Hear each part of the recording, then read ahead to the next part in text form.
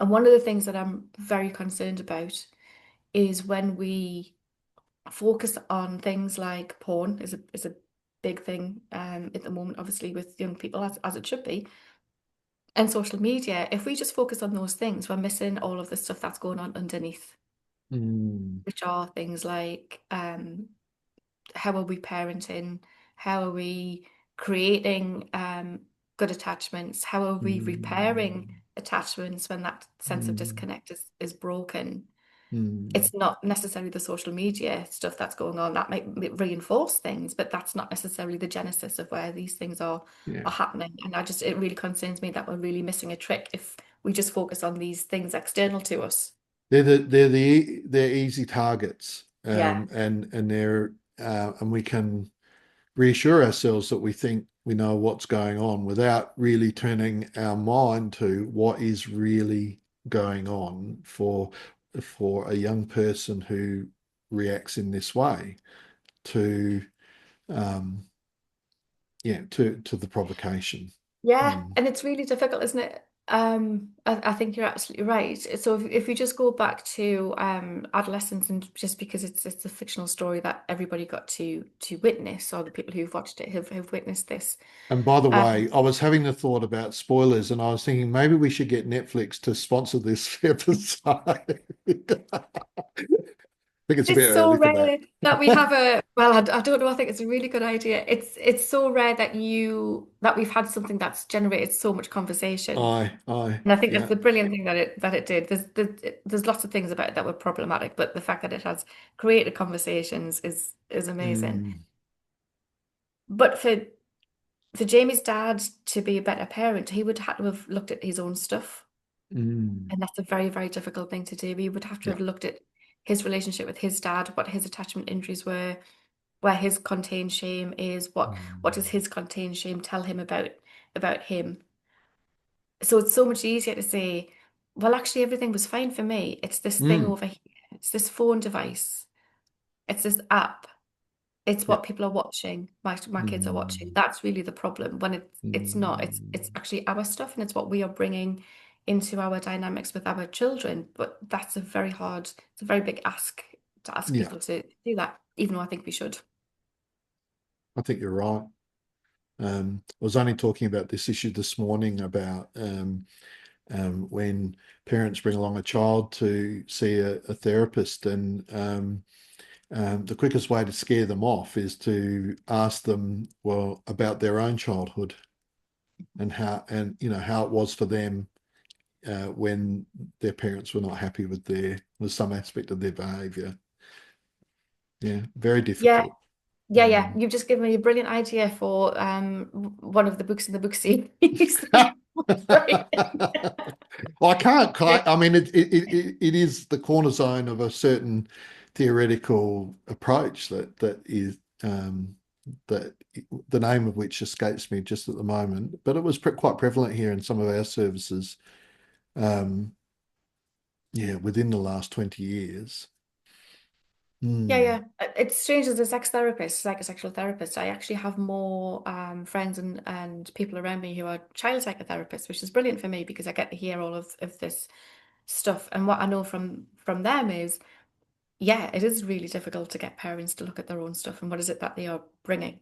Um, mm, but there's a lot of similarities with my own work. So what happens in my own work is um, a partner. If you have if a couple, one of the people in the couple is deemed to be the one with the problem. The other one, who doesn't consider themselves to have any problem at all, literally drags the one with the problem to therapy and says to me, "Okay, you need to fix them because once you fix them, I'm going to feel okay." But what they're not mm, recognizing is actually what that person is doing is bringing up all of their stuff. yeah, yeah, And part of my job is to help them to understand that actually it's your stuff that's coming up here and it's your stuff from childhood and it's your attachment injuries. And I don't say it like that. Obviously, that's no, a bit of no, of work, course. but it's a very similar dynamic. It's a very similar process. Mm, fascinating. I did have a thought, and I was hoping it would come back. Um, I really recognize that look. um, yeah, that's an age related thing, but yeah, Certainly. usually it'll come back. Yeah. Anyway, moving on. So I think you know from I think people will take home, you know, certain messages from the TV show Adolescence, but I wonder what you think is would be the better take home messages for parents in particular, who watch. This is going to be a bit of an unfair question, double-barreled, you know, unfair. Take home messages, I guess, from what was portrayed. From a shame perspective in the show Adolescence, and what you think professionals should take away from our conversation and from shame containment theory in their work. I think if I start with the with professionals first, that's probably the easiest one to answer, really. I Mm. think there's something about recognizing that shame is there for all all humans. Mm. And there's a quite an interesting idea which makes sense to me that even people who are present as shameless are so full of shame that they are the people who have to disavow or bypass or avoid. These are various different terms that are used within the shame literature to not feel their shame. Mm. And so, yeah, there's something quite important about people who present as being shameless and what it is that's going on for them.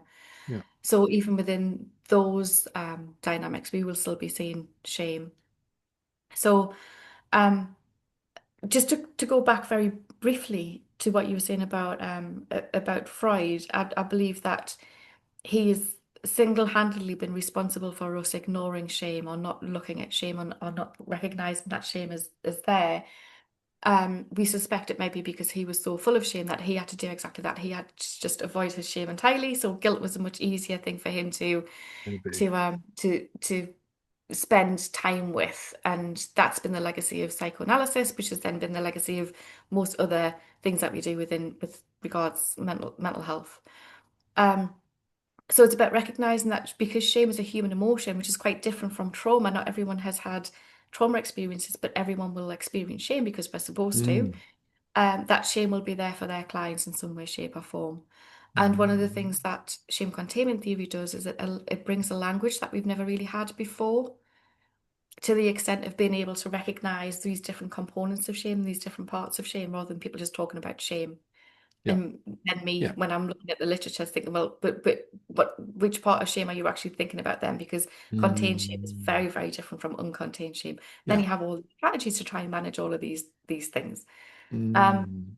so I think for professionals, it's about if you've got people who are stuck, or if you've got people who don't feel like they're I don't really like the word resistance, but just to use it to make it make sense in this context.